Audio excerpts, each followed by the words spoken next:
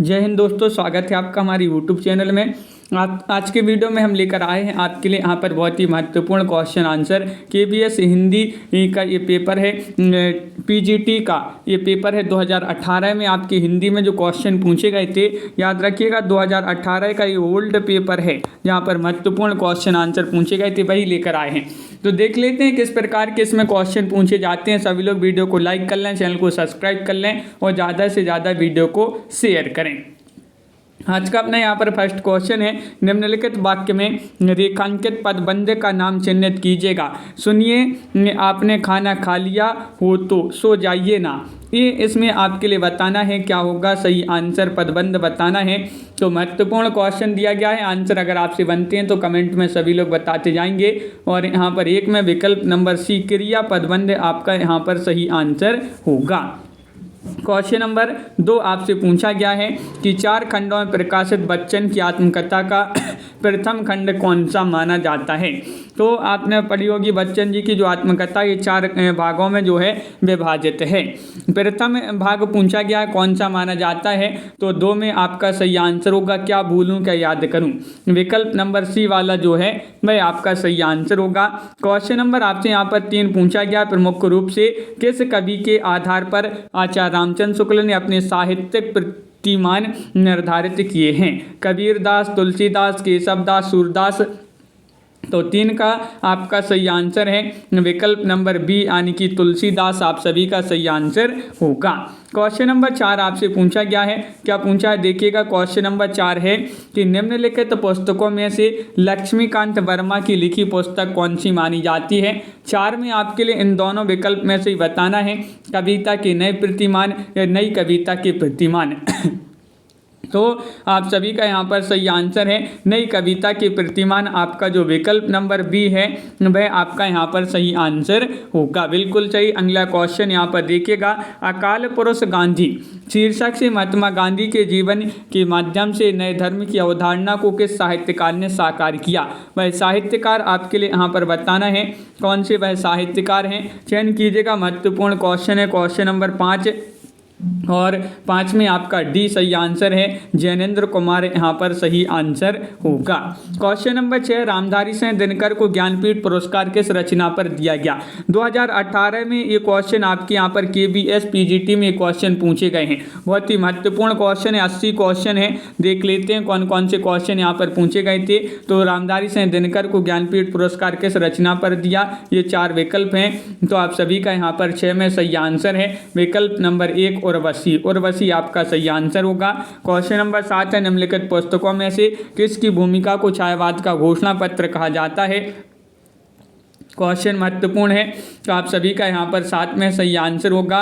पल्लव आपका यहाँ पर सही आंसर है, विकल्प नंबर बी जो है वह यहाँ पर सही आंसर है। पड़ोस की खुशबू यात्रा वृत्त के लेखक कौन माने जाते हैं, चयन करना है। क्वेश्चन नंबर 8 में नरेश मेहता हैं, रामदरस मिश्र हैं या नासिरा शर्मा हैं। इन तीनों विकल्प में से बताना है पड़ोस की खुशबू यात्रा वृत्त के लेखक कौन माने जाते हैं। 8 का सही आंसर है रामदरस मिश्र। पड़ोस की खुशबू के दरस हो गए, पड़ोस की खुशबू के दरस हो गए, तो दरस से क्या हो जाएगा रामदरस मिश्र। इस प्रकार जो है आपको याद करना है, तो किसी प्रकार की आप जो है ट्रिक निकाल सकते हैं ताकि आपके लिए जो है ये एग्जाम तक याद रहे। क्वेश्चन नंबर 9 आपसे यहाँ पर पूछा गया है, क्या पूछा है। हम तो सारा लेंगे जीवन, कम से कम वाली बात न हमसे कहिए। उपयुक्त काव्य पंक्तियों के कवि कौन माने जाते हैं।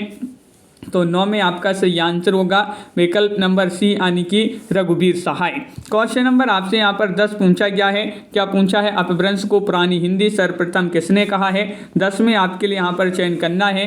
तो आप सभी का सही आंसर आ रहा है कि विकल्प नंबर बी सही आंसर है, चंद्रधर शर्मा गुलेरी। क्वेश्चन नंबर आपसे 11 पूछा गया, निम्नलिखित में से भारतेंदु की कौन सी रचना नाट्य रासक है। भारत दुर्दशा, नील देवी, सत्य हरिश्चंद्र, अंधेर नगरी। तो आप सभी का यहाँ पर क्या होगा सही आंसर। 11 में सी सही आंसर है, सत्य हरिश्चंद्र आपका यहाँ पर सही आंसर होगा। 12वां क्वेश्चन आपसे पूछा गया है, अमरकांत प्रेमचंद के किस उपन्यास का पात्र है। बताइए, रंगभूमि, कर्मभूमि, गबन या फिर सेवा सदन।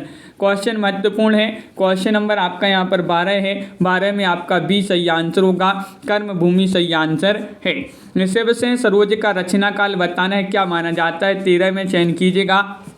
शिवसेन सेंगर की रचना एक ग्रंथ पूछा जाता है, इसका रचना काल आपसे पूछा है 13 में 1883, आपका विकल्प नंबर 1 सही आंसर होगा। निम्नलिखित में से कुतुबन की रचना कौन सी है बताइएगा। कुतुबन की रचना बताना है और आप सभी का यहाँ पर सही आंसर आ रहा है 14 में विकल्प नंबर सी, यानी कि मृगावती जो है वह आपका यहाँ पर मृगावती लिखा है, तो इस प्रकार जो है मृगावती आपका यहाँ पर सही आंसर होगा। निम्नलिखित में से कौन सी रचना कवि देव की नहीं है, देखिएगा क्या पूछा है, नहीं पूछा है तो बताइए।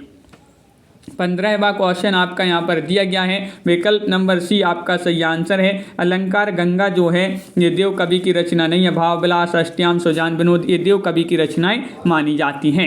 नीचे दिए गए पदों में प्रयुक्त समासों के नाम किस विकल्प में क्रमशः दिए गए हैं, ये आपके लिए बताना है। राह खर्च, व्यर्थ, गोला बारूद और छोट भैया, इनके जो है आपके लिए यहाँ पर क्या बताना है, समास बताना है। तो समास में आपका 16 में सही आंसर होगा, क्या होगा सही आंसर, देखिएगा राह खर्च में तत्पुरुष, व्यर्थ में अवयवी, बारूद में द्वंद्व और छोट भैया में कर्मधारय, ये जो है आपका इस प्रकार जो है सही आंसर होगा। इस प्रकार आपका डी वाला जो विकल्प है 16 में वह सही आंसर है। 17वां क्वेश्चन यहाँ पर दिया गया है, हिंदी में समस्या नाटकों की प्रवर्तन का श्रेय किसको जाता है, ये आपके लिए बताना है। 17 का सही आंसर क्या होगा।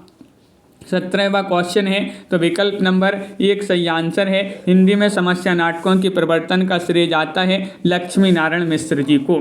क्वेश्चन नंबर आपसे यहाँ पर पूछा गया है 18, देखिएगा क्या पूछा है। झीनी पितंबर कंबर ते सुदा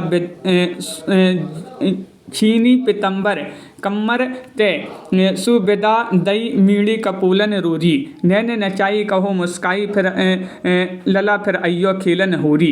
उपरोक्त काव्य पंक्तियों की रचयिता कौन मानी जाती हैं, पंक्तियाँ अपन ने कई बार पढ़ी हैं। 18 में सही आंसर होगा, ये पद्माकर जी की पंक्तियाँ मानी जाती हैं। विकल्प नंबर आपका क्या होगा सही आंसर, सी वाला विकल्प सही आंसर है। जिंदगी और जोंक कहानी किसकी मानी जाती है बताइएगा, ये कहानी संग्रह किनका है। क्वेश्चन नंबर 19 है और 19 में आप सभी का सही आंसर आ रहा है विकल्प नंबर आपका सी, यानी कि अमरकांत। जिंदगी और जोंक से क्या हो गए, अमर हो गए, जिंदगी और जोंक से अमर हो गए, तो अमरकांत आपका सही आंसर है। मैथिली शरण गुप्त की निम्नलिखित रचनाओं में से कौन सी अनुदित है, मौलिक नहीं।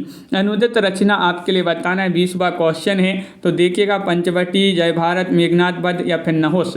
तो अनुदित है, मौलिक नहीं, तो सी वाला मेघनाद वध जो है वह आपका सही आंसर होगा। बहुत बढ़िया। क्वेश्चन नंबर आपसे यहाँ पर 21 पूछा है, आह वेदना मिली विदाई, मैंने भ्रमवश जीवन संचित मधुकरियों की भीख लुटाई। उपरोक्त नाट्य गीत जयशंकर प्रसाद के किस नाटक से उद्धृत है, ये आपके लिए 21 में बताना है। तो 21 में आप सभी का क्या होगा सही आंसर, चयन कीजिएगा, महत्वपूर्ण क्वेश्चन है। विकल्प नंबर सी, यानी कि स्कंद गुप्त आपका सही आंसर होगा। मुक्तिबोध का ब्रह्म राक्षस किसका प्रतिनिधि है। क्वेश्चन नंबर 22 में आपके लिए चयन करना है, मुक्ति बोध का ब्रह्म राक्षस किसका प्रतीक माना जाता है, तो बुद्धिजीवी आपका यहाँ पर सही आंसर होगा। राहुल सांकृत्यायन के अनुसार चर्या गीत और दोहा कोश की रचना करने वाले पहले बौद्ध सिद्ध हैं, कौन माने जाते हैं, सरहपा, कंडपा, डोम्बिपा, कमरिपा। तो आप सभी का 23 में सही आंसर होगा सरहपा, विकल्प नंबर 1 आपका यहाँ पर सही आंसर। बहुत ही महत्वपूर्ण क्वेश्चन पूछे गए हैं। मैंने देखा एक बूंद सहसा उछली, सागर के झाग से रंग गई, क्षण भर ढलते सूरज की आग से। उपरोक्त पंक्तियाँ किस कवि की हैं। 24 में चयन करना है, एक बूंद सहसा उछली अज्ञे की ये पंक्तियाँ मानी जाती हैं, विकल्प ये आपका यहाँ पर सही आंसर होगा। क्वेश्चन नंबर आपसे 25 पूछा गया, मधुप उपनाम से काव्यानुवाद करने वाले कवि का नाम क्या है, बताइएगा। क्वेश्चन नंबर 25 है और 25 में आप सभी का सही आंसर होगा, मधुप उपनाम से काव्यानुवाद करने वाले कवि मैथिली शरण गुप्त हैं। क्वेश्चन नंबर 26 से चतुर्सेन शास्त्री के उपन्यासों के संदर्भ में अक्सर किस रस की चर्चा की जाती है, वह रस आपके लिए बताना है। 26वां क्वेश्चन आपसे पूछा गया है, विकल्प नंबर सी आपका सही आंसर होगा इतिहास रस। इतिहास रस आपका यहाँ पर सही आंसर होगा 26 में सी। क्वेश्चन नंबर आपसे यहाँ पर 27 पूछा गया है, पृथ्वीराज रासो हिंदी का प्रथम महाकाव्य कहने वाले आलोचक हैं। पृथ्वीराज रासो को हिंदी का प्रथम महाकाव्य कहने वाले आलोचक कौन माने जाते हैं? 27 में आपका सी सही आंसर है आचार्य शुक्ल जी। विकल्प नंबर 3 सही आंसर, प्रगतिशील लेखक संघ के प्रथम अधिवेशन के अध्यक्ष कौन थे? ये आपके लिए 28 में चयन करना है। 3 विकल्प में से ही बता दीजिएगा। भारत में पूछा है, भारत में प्रगतिशील लेखक संघ के प्रथम अधिवेशन के अध्यक्ष कौन थे? और आप सभी का 28 में प्रेमचंद आपका सही आंसर होगा। क्वेश्चन नंबर आपसे 29 पूछा गया, हिंदी में किनको मनोविश्लेषणवादी लेखक त्रय के रूप में प्रसिद्धि प्राप्त है?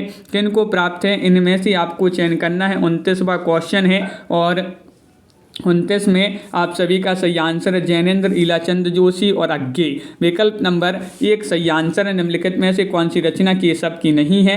आपसे क्या पूछा है? नहीं पूछा गया विज्ञान गीता, भू परिक्रमा, रतन बाबनी, जहांगीर, यश चंद्रिका। 30 का सही आंसर क्या होगा? 30 में आपका भू परिक्रमा ये केशव दास की रचना नहीं है। प्रबंध चिंतामणि के रचनाकार कौन माने जाते हैं? 32वां क्वेश्चन आपसे यहाँ पर पूछा गया है। 4 विकल्प दिए गए हैं और 32 में आप सभी का यहाँ पर सही आंसर क्या होगा? प्रबंध चिंतामणि जैनाचार्य मीरुतुंग जो हैं उन्हीं की रचना मानी जाती है। विकल्प नंबर 1 सही आंसर होगा। निम्नलिखित में से किस रचनाकार ने अपना लेखन गद्य तक ही सीमित रखा?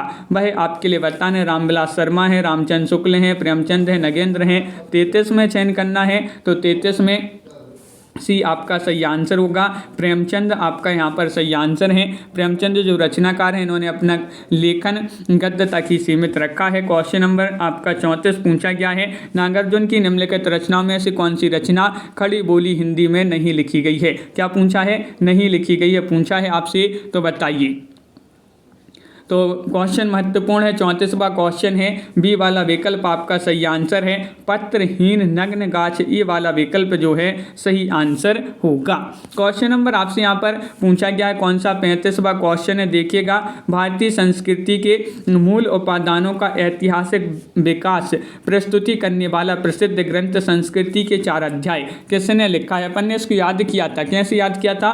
35वां क्वेश्चन है और अपन ने याद किया था कि संस्कृति के 4 अध्याय अपन को दिन में पढ़ना है। कब पढ़ना है? दिन में। तो दिन से क्या हो जाएगा? दिनकर। दिनकर जी का ये जो है ग्रंथ माना जाता है। मजदूर मालिक के यहाँ रहता है वाक्य में रेखांकित पद कौन सा है? ये 36 में आपके लिए चयन करना है, बताइएगा। लाइक अवश्य करते जाइएगा सभी लोग जिन्होंने अभी तक लाइक नहीं किया है। आपके लिए सभी सब्जेक्ट जो कि KVS के ओल्ड पेपर हैं वह आपके लिए सभी सब्जेक्ट के यहाँ पर लेकर आएंगे, तो चैनल को सब्सक्राइब अवश्य कर लेंगे। मजदूर मालिक के यहाँ रहता है और प्रयुक्त वाक्य में रेखांकित पद कौन सा है? 36 में आपका बी सही आंसर है, स्थानवाचक क्रिया विशेषण। क्वेश्चन नंबर 37 पूछा गया, वीरों की तुलना देवदार के पेड़ों से क्यों की गई है? दोनों आत्मनिर्भर और मौन रहते हैं, दोनों परमुखापेक्षी होते हैं, दोनों स्वयं जन्म लेते हैं और प्रकृति के द्वारा पाले जाते हैं, या फिर दोनों की कोई प्रशंसा नहीं करता।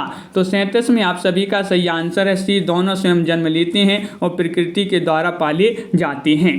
क्वेश्चन नंबर 38 है कि परमुखापेक्षी शब्द का अर्थ आपके लिए बताना है। इसका अर्थ क्या होता है? 38वां क्वेश्चन है और 38 में आप सभी का सही आंसर है कि दूसरों से सहायता चाहने वाला, इसको बोलते हैं क्या बोलते हैं? परमुखापेक्षी। क्या बोलते हैं? परमुखापेक्षी। क्वेश्चन नंबर 39 आपसे पूछा गया, निम्नलिखित वाक्य अर्थ की दृष्टि से किस वेद के अंतर्गत आएगा? मुझे तोड़ लेना बनवाली, उस पथ तुम देना फेंक। ये आपके लिए बताना है। इच्छार्थक है, आदेशार्थक है, विस्मयार्थक है, देशभक्ति परक है। क्वेश्चन महत्वपूर्ण है। क्वेश्चन नंबर 39 से सही आंसर है एक, यानी कि ये इच्छार्थक, एक फूल की इच्छा है। क्या है? मुझे तोड़ लेना बनवाली। फूल बोल रहा है, इसकी इच्छा है कि मुझे तोड़ लेना बनवाली और उस पथ पर तुम देना फेंक। अगला क्वेश्चन यहाँ पर देखिएगा, छाया शब्द प्रतीक है, किसका प्रतीक है? क्वेश्चन नंबर 40 है, महत्वपूर्ण है और आप सभी का सही आंसर आ रहा है कि छाया शब्द प्रतीक है अतीत की स्मृतियों का। किसका? अतीत की स्मृतियों का। विकल्प नंबर डी आपका यहाँ पर सही आंसर होगा। और प्रयुक्त काव्यांश का केंद्रीय भाव आपके लिए बताना है। क्या होगा सही आंसर? 41वां क्वेश्चन आपसे यहाँ पर पूछा गया है और 41 में सही आंसर है कि अतीत को भूल भविष्य पर ध्यान केंद्रित करना, ये वाला विकल्प आपका सही आंसर होगा।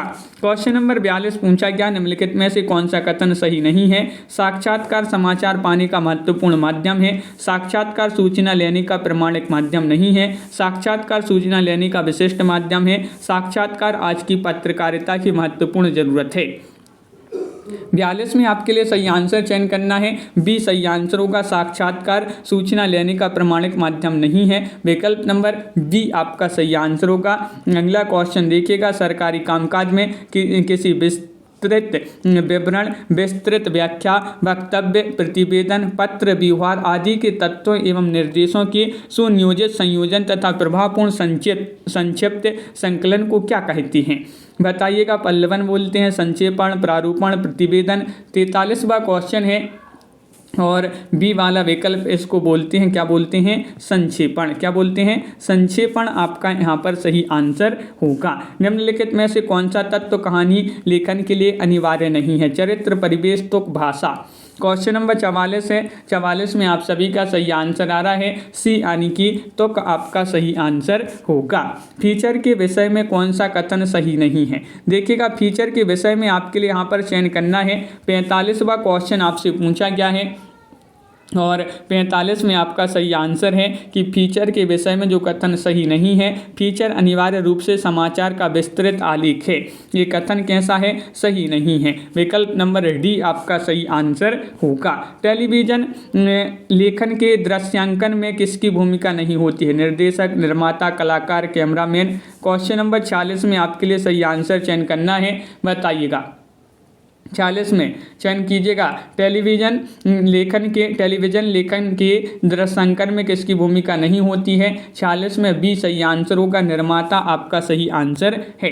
रसात्मक वाक्य ही काव्य है, काव्य की उपयुक्त परिभाषा किस आचार्य ने दी है? क्वेश्चन नंबर आपसे यहाँ पर 47 पूछा गया है और ये अपन ने परिभाषा कई बार पढ़ी है, विश्वनाथ। रसात्मक वाक्यम रसात्मकम काव्यम, वाक्यम रसात्मकम काव्यम, यानी कि रसात्मक वाक्य ही काव्य है।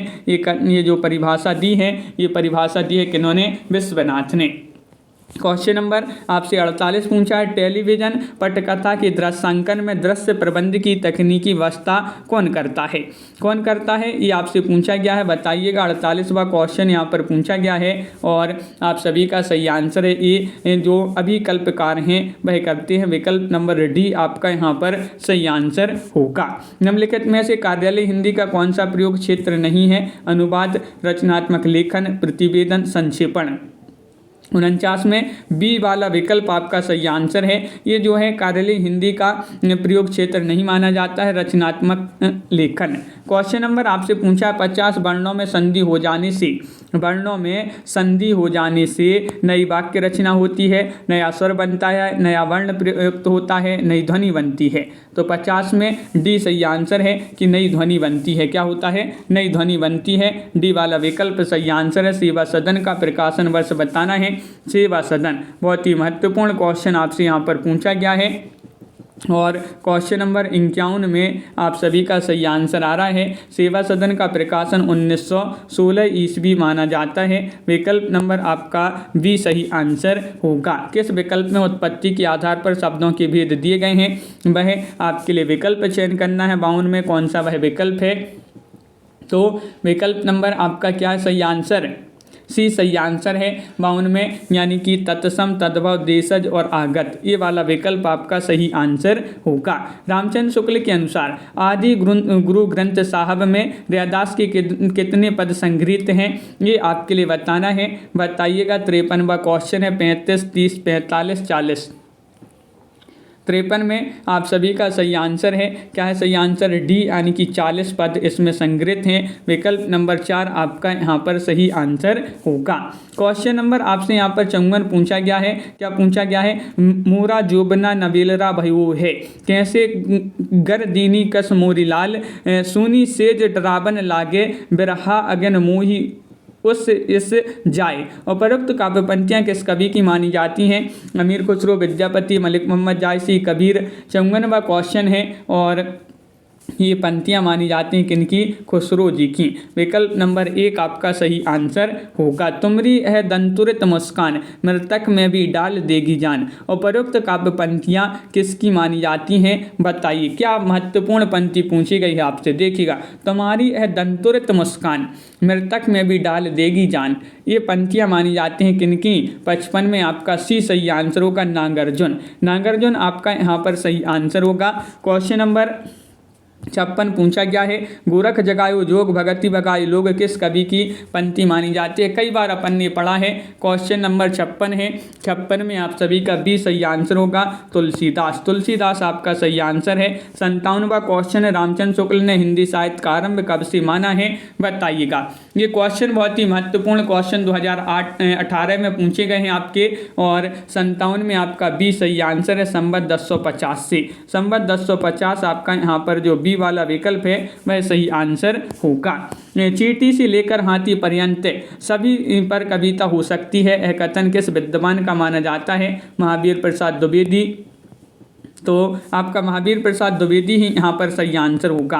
इन्हीं का ये कथन माना जाता है किनका? विकल्प नंबर 1 आपका 58 में सही आंसर। 59वां क्वेश्चन देखते हैं, गुप्त जी वास्तव में सामंजस्यवादी कवि हैं, और गुप्त जी वास्तव में सामंजस्यवादी कवि हैं, प्रतिक्रिया का प्रदर्शन करने वाले अथवा मद में झूमनी या झिमनी मैथिली शरण गुप्त पर यह वक्तव्य वाले कवि नहीं। निम्नलिखित विचारकों में से ये विचारक किसका माना जाता है? ये आपके लिए चयन करना है। 59वां क्वेश्चन है।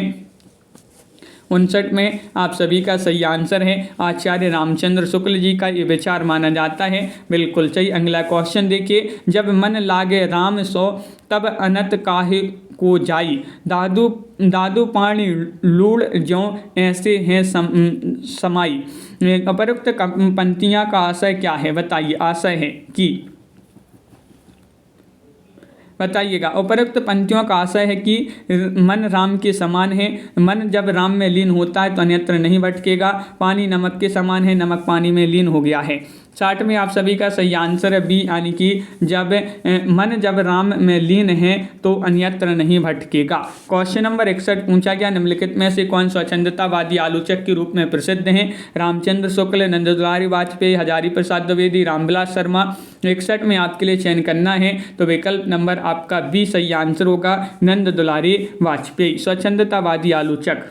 क्वेश्चन नंबर आपसे यहाँ पर पूछा गया 62, स्वस्ति श्री तुलसी कुलभूषण दूषण हरण गोसाई, बार प्रणाम करहूँ अब हरहूँ शोक समुदायी। उपरोक्त पंक्तियाँ किसकी मानी जाती हैं? तुलसीदास, स्वामी अग्रदास, मीराबाई, हरिदास। तो क्वेश्चन नंबर 62 है, और 62 में आपका सही आंसर, ये पंक्तियाँ मानी जाती हैं किनकी?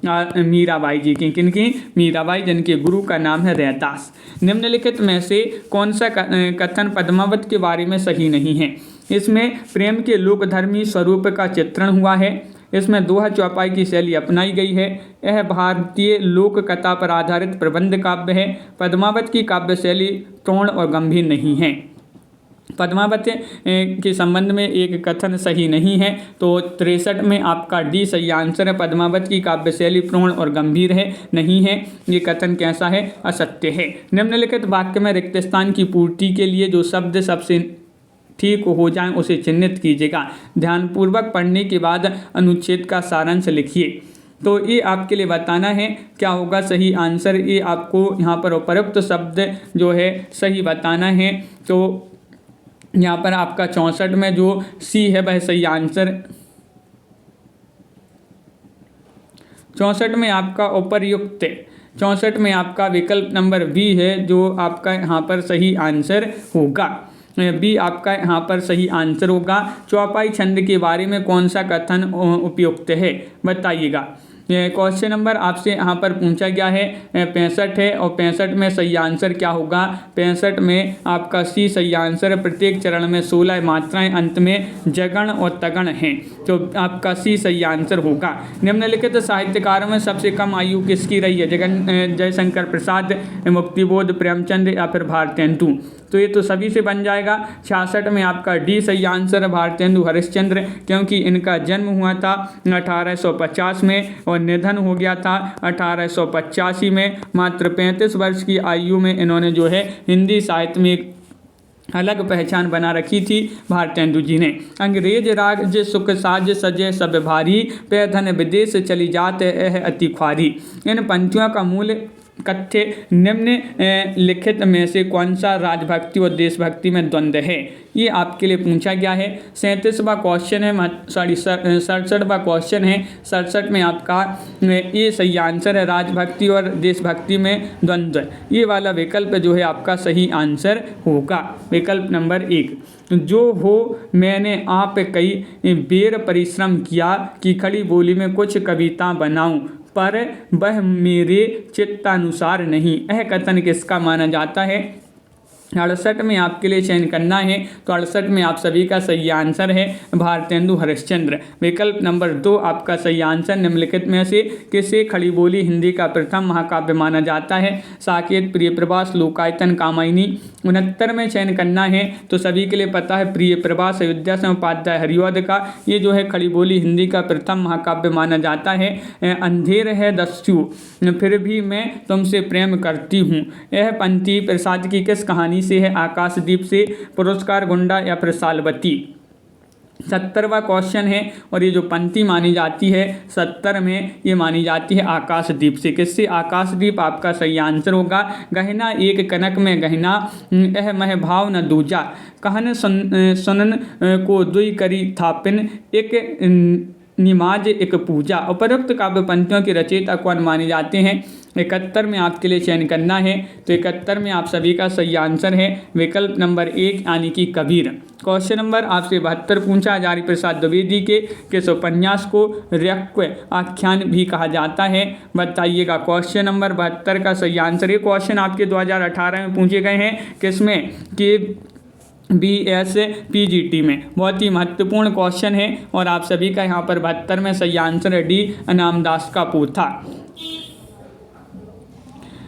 किस उपन्यास में कहा गया है? तो अनामदास का पोथा हजारी प्रसाद द्विवेदी का है। कठगुलाब के रचनाकार कौन माने जाते हैं? 73 में आपके लिए चयन करना है, तो कठगुलाब तो अपन ने पढ़ा है, मृदुला गर्ग आपका सही आंसर होगा। डॉक्टर प्रशांत फणीश्वरनाथ रेणु की किस रचना का पात्र है? परती परिकथा, कितने चौराहे, दीर्घतपा, मेला आंचल।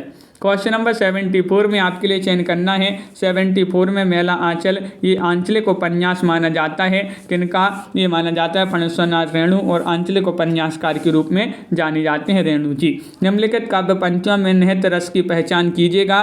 प्रच्छन्न रोग है विकट, प्रच्छन्न रोग है प्रगट भोग, संयोग मात्र भावी वियोग। हाँ, लोभ मोह में लीन लोग, भूले हैं अपना अपरिणाम, ओ क्षण भंगुर भव राम राम। इसमें आपके लिए रस की पहचान करना है 75 में, तो आप सभी का सही आंसर होगा कि यहाँ पर करुण रस आपका सही आंसर है, बिल्कुल सही। हिंदी साहित्य के आलोचनात्मक इतिहास के लेखक कौन माने जाते हैं? ये क्वेश्चन तो अपन ने कई बार पढ़ा है। 76वां क्वेश्चन है। 76 में आप सभी का क्या होगा सही आंसर? डॉक्टर रामकुमार वर्मा। क्या है सही आंसर? डॉक्टर रामकुमार वर्मा सही आंसर। हिंदी निबंध को, हिंदी को गद्य का निकष, सॉरी यहाँ पर लिखा है कि निबंध को गद्य का निकष किस आलोचक ने माना है? 77 में आपके लिए बताना है। 77 में आपका बी सही आंसर है, रामचंद्र शुक्ल जी ने। सुनकर क्या तुम भला करोगे, मेरी भोली आत्मकथा, अभी समय भी नहीं, थकी सोई है मेरी मौन व्यथा।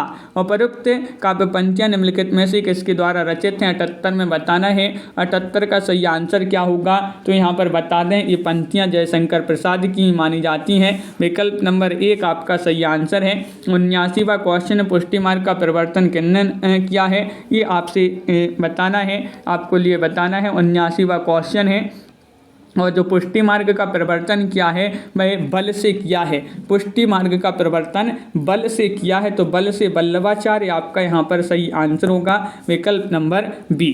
क्वेश्चन नंबर आपसे 80 पूछा, मेरे चपल यौवन बाल अचल अंचल में पड़ासु, मचल कर मत साल, ये काव्य पंक्तियाँ निम्नलिखित में से किसके द्वारा रचित हैं? 80वां क्वेश्चन है। बी आपका सही आंसर होगा मैथिली शरण गुप्त। मैथिली शरण गुप्त आपका बी वाला विकल्प आपका सही आंसर होगा।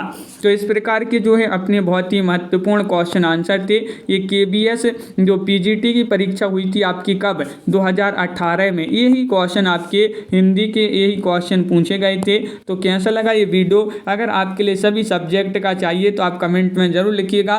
सभी को इसी तरह के जो हैं ओल्ड प्रश्न पत्र के में जो क्वेश्चन पूछे गए हैं वह लेकर आएंगे। सभी के लिए बहुत बहुत धन्यवाद। सभी को क्या करना है? वीडियो को लाइक करना है, चैनल को सब्सक्राइब करना है और ज़्यादा से ज़्यादा वीडियो को शेयर करना है। आज के वीडियो में बस इतना ही। सभी के लिए बहुत बहुत धन्यवाद। जय हिंद।